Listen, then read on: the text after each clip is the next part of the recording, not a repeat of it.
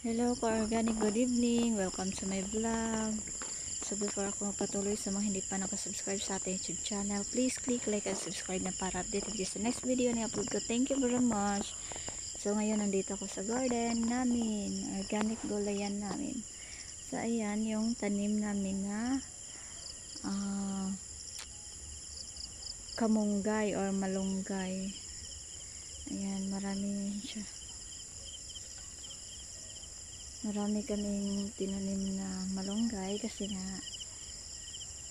ginagamit namin din sa aming mga manok na hindi sa hindi maliban sa tinulang manok.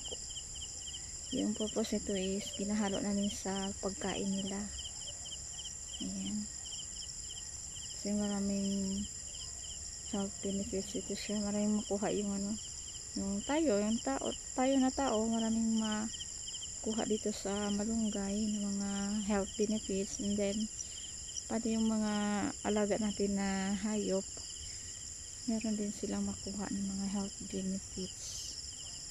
Ayan, so ang titanim namin nito is yung yung sanga. Ayan, katulad nito, ito yung sanga. So tumubo, ganyan na, dumami na siya. Ito pa, so hindi pa kami nakakalahati sa aming goal kasi nga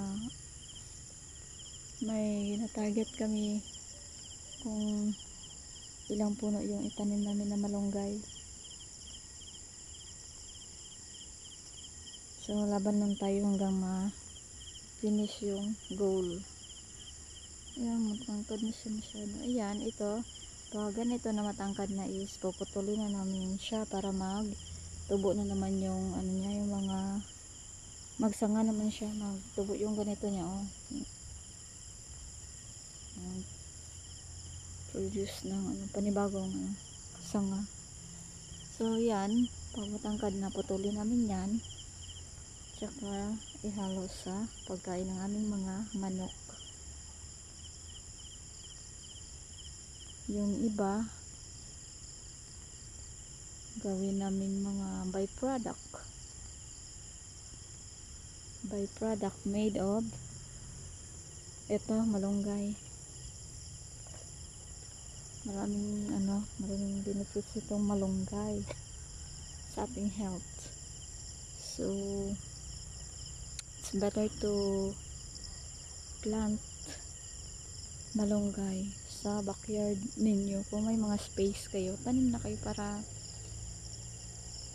okay kaayo. So yun na muna for today's video. Thank you for watching and see you to my next vlog. Go organic, naturally or organically grown malunggay.